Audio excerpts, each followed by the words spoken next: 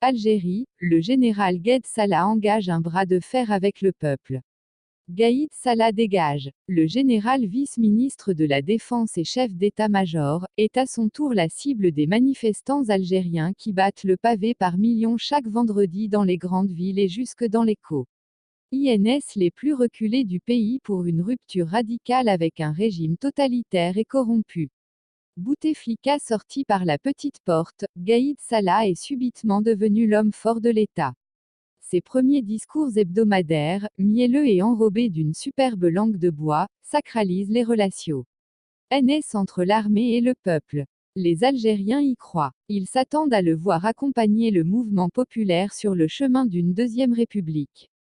À l'entendre saluer le caractère pacifique de la contestation, reconnaître même la légitimité des revendications, ils espèrent être débarrassés. Est-ce au plus vite des résidus du pouvoir d'Abdelaziz Bouteflika encore aux commandes? Que nenni! Après le 12e vendredi de formidables rassemblements, voici venue l'heure de la désillusion. La réalité est amère. Passé la courte phase des beaux discours, Gaïd Salah adopte d'abord une stratégie de diversion. Il réactive une justice jusque-là endormie pour une lutte urgente contre la corruption. Il fait jeter au cachot les oligarques qui traînent des casseroles, y compris le moins suspect d'entre eux, l'Indus. Triel Issa Drabab. L'objectif évident est de refroidir le Irak.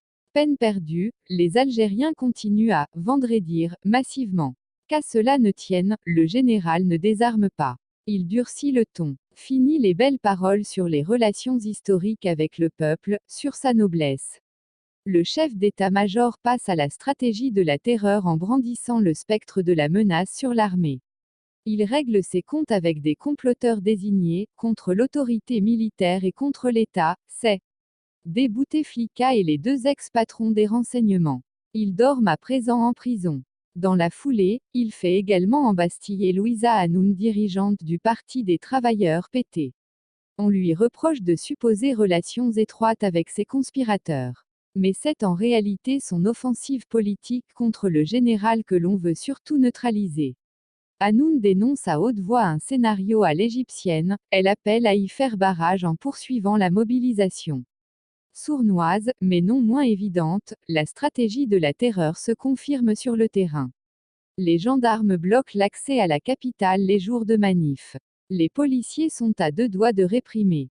Les agents en civil sont de plus en plus agressifs.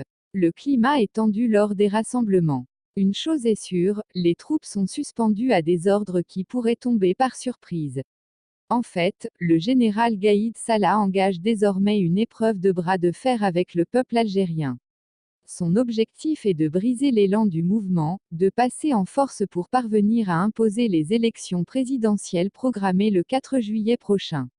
En première ligne d'un courant dominant au sein de l'armée, il nourrit un triste dessein pour l'Algérie, instaurer un régime autoritaire sous couverte d'une démocratie de façade. Un modèle proche de la Turquie d'Erdogan, imposé à la manière de l'Égyptien Abdel Fattah al-Sisi. La bourgeoisie islamiste qui s'est engraissée sous l'ère Bouteflika apporte discrètement son soutien à Gaïd Salah, ami des Émirats arabes et de l'Arabie saoudite. Mais encore faut-il, à tout ce beau monde, pouvoir étouffer les cris de colère et d'espoir mêlés de millions d'Algériens. Le cours de l'histoire de l'Algérie se joue dans la rue et sûrement pas dans les cabinets feutrés de l'état-major. La partie est loin d'être gagnée, mon général.